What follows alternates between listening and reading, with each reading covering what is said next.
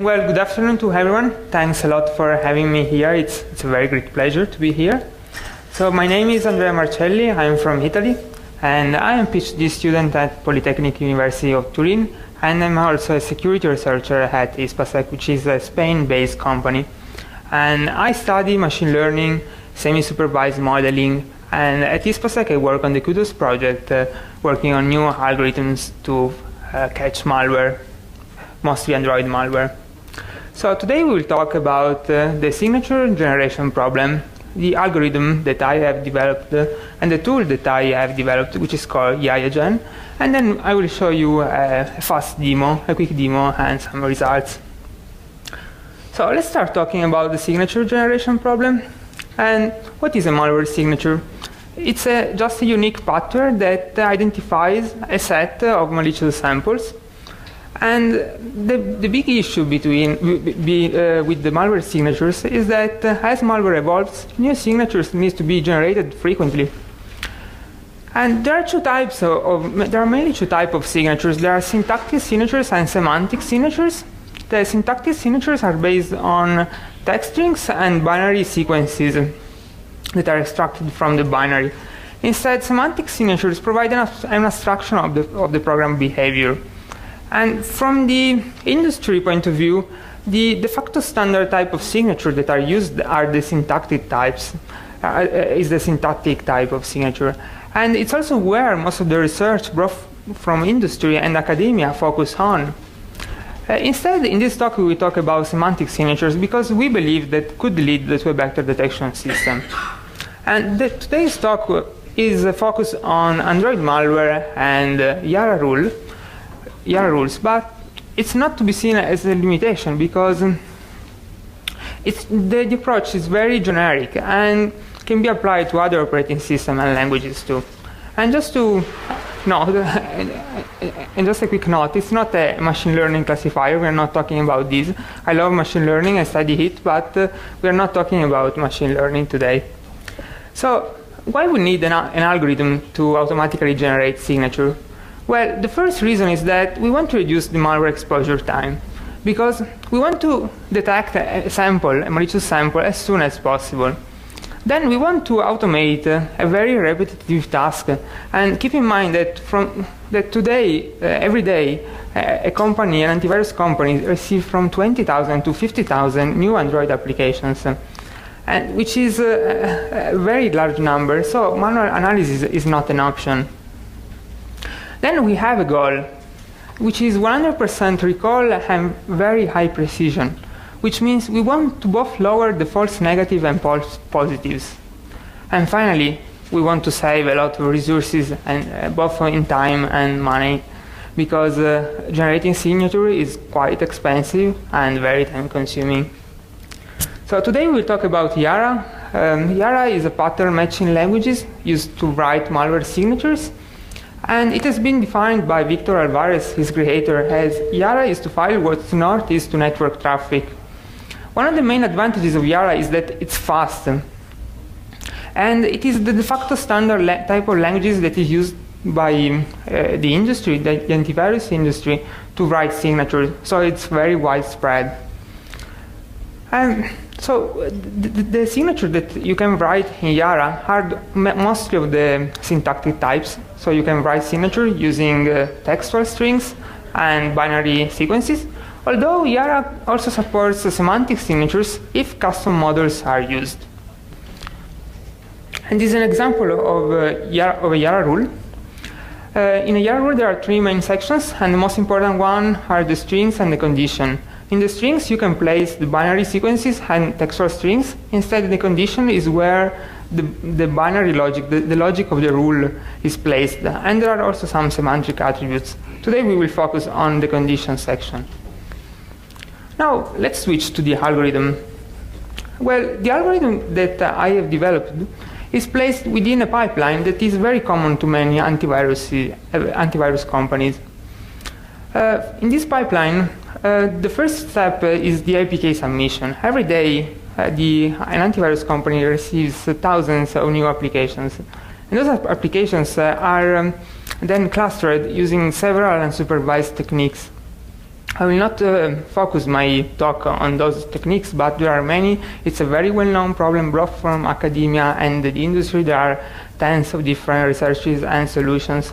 So let's say that someone at some point says, okay, it's a malware family, and we want to generate a signature for them. So the input of the algorithm is such a malware family, and we don't really care how such family has been found. Maybe manually, maybe automatically. And in order to automatically generate a signature, we need to extract some attributes. So it's very important that an application is analyzed using static and dynamic approaches. And at the end of the analysis, there will be a bunch of attributes that is feature extracted from the applications. And each attribute is a tiny square in that gray grid that you can see on the screen. An attribute can be an URL that the application contacts during the dynamic analysis, or can be a permission, an intent filter, everything else. There are several software that can be used. For example, in Android, it's very common to use AndroGuard, Droidbox, and Cuckoo, which are very famous software frameworks. And I would like to remark that it's very important that this phase is accurate, because as many attributes as you can find, as much as your rule will be better. So in order to have a good quality rule, we need a very high quality analysis. The idea behind the malware signature generation process is very simple. We have two samples. Those samples have a number of attributes, and some of them are of the same type in both of the samples. For example, there are some yellow and some green attributes. And let's say that some of them are really in common, so we can generate a signature just finding which attributes are in common.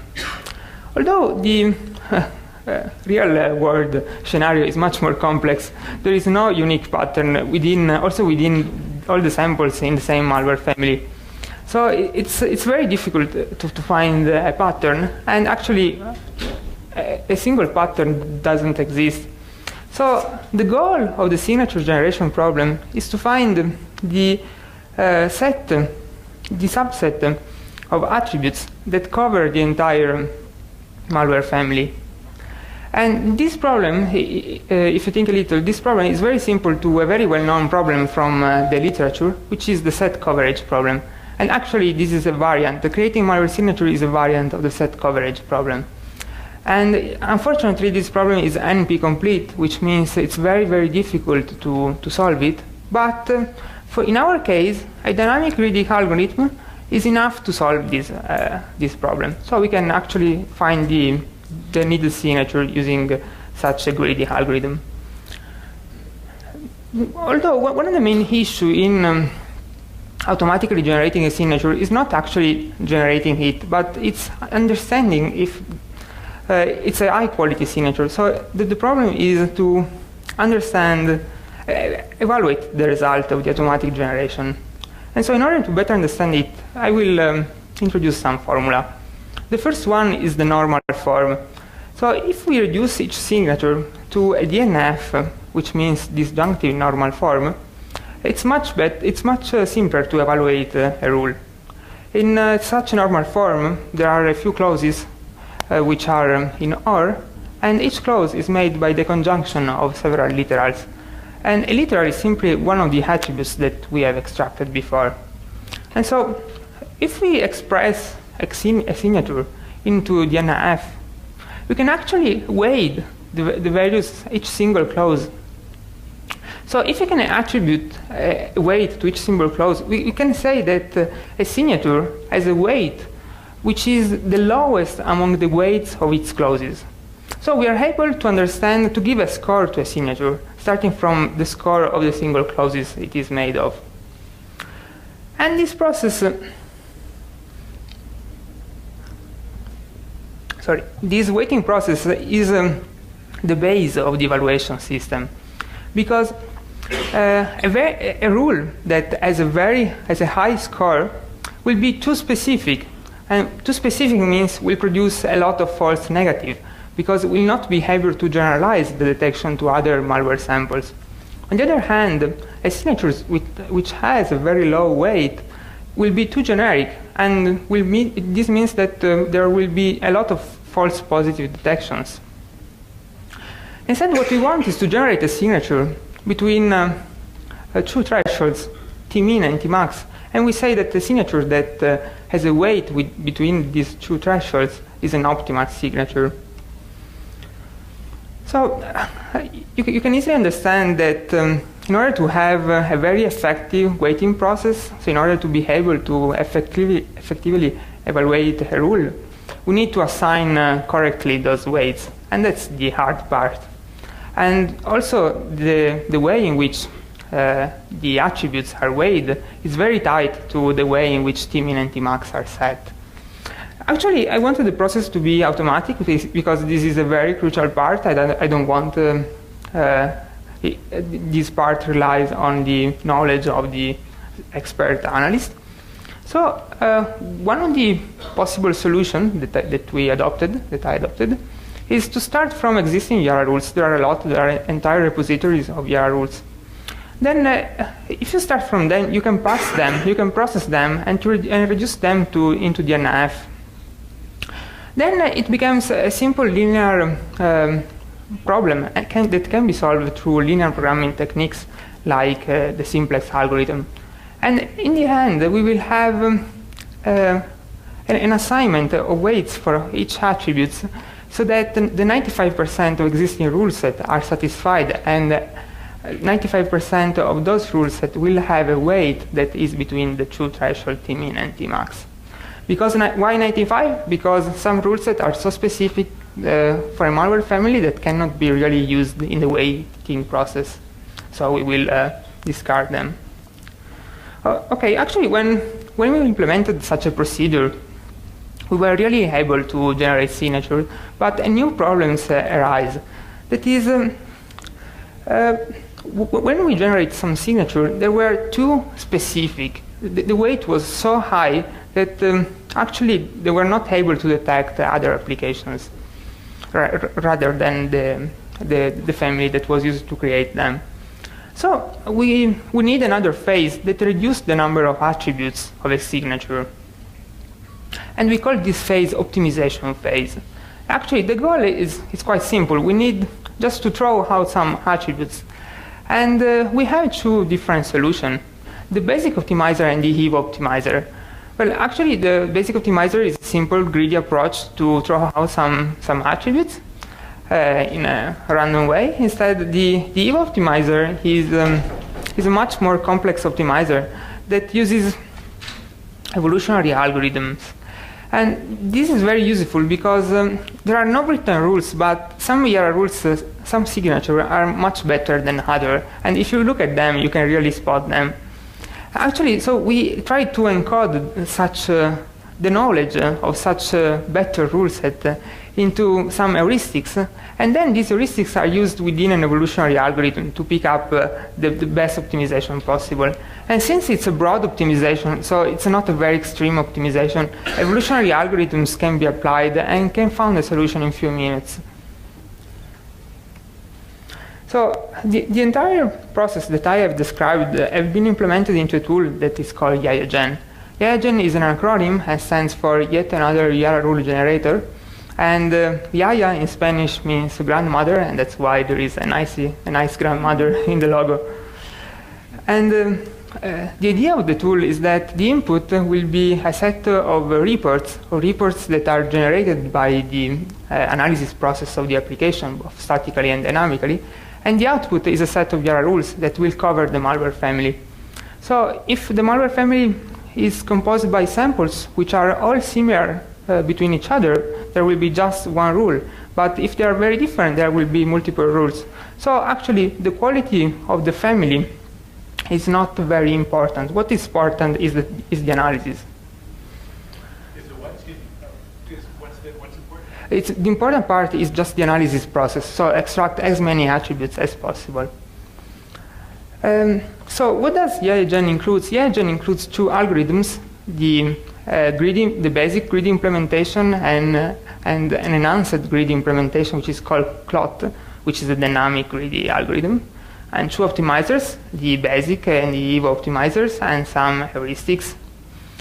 It includes also a YARA rule parser, so that if you have your own set of YARA rules. You can parse them, you can assign the weights according to them. And we also have an option to exclude false positive during the rule generation, because there are some cases in which maybe the generated rules will generate some false positive, and even if those are very rare, are very annoying. So you can actually say, do not generate a rule that matches those applications. And everything has been written in Python 3. In order to understand better how YaYaGen works internally and why I said that the approach is general, let's look at this picture. So the input of YaYaGen is a bunch of APKs. And each APK is represented as a set of tuples in Python. So the actual input is a set of tuples. And you can actually understand that it's very generic, so it's not very specific to Android. It can be anything, just a set of something. And so there are two main flows. The dry flow that simply generates one rule for each sample in input, which is the most basic things that can be done. And the other flow instead covers the rule generation. So starting from this set of tuples, an optimal attribute subset that covers the entire family is generated. And then there will be an optimization phase. And finally, the last phase is the conversion into the specific language. So what I want to remark is that if you change the first and the last phase to something else, everything still continues to work. You just need some way to evaluate the rule and change the heuristic, because of course those are very specific to the platform, because the heuristic that works for Android maybe will not work for Windows. And actually, since I work on the Kudos project, and Kudos is an open antivirus, which means you can actually use it without paying anything, everything is open. It's ready for Kudos, so you can use the reports of Kudos and use the YARA rules in Kudos. So the great news is that everything is freely available on GitHub. Actually, it's still private, but I will make it public in a few minutes after the talk. And now let's see a short demo about how everything works. So I will show you two cases. The first one is a very simple case where I just say use the cloth algorithm to generate a rule set for all the samples that are within a directory. And as you can see, the generation is actually immediate. So it's very fast. It's extremely fast. And in this process, the first thing that you can see is that the algorithm processes the inputs, that is, extract the attributes from the report. There is a simple JSON parsing module. And there is also some filtering, so some attributes are filtered out because are very generic. And then there is the cloth run, and at the end the cloth run generates one rules with the 13 literals, with 13 attributes, with this weight, which cover all the samples. And since we want also the optimized version is printed below. So automatically you have both the raw version of the rule and the optimized version of the rule. And the second use case instead exploit Kudos. So for example, I use this search query in Kudos. I look for all the bank bot applications from this June that have been received from this June. And all of these applications are then, you can just copy the URL from Kudos, and then the YARA generation process downloads these reports and generate a new rule. And again, we have the raw rule and the optimized version of the rule. And in this case, the number of literals start from 18 in the raw version and goes to 6 in the optimized version. So as you can see, it's extremely fast. I didn't speed up anything. The only thing that I did was to cache the reports download. So it's very useful and ready to be used.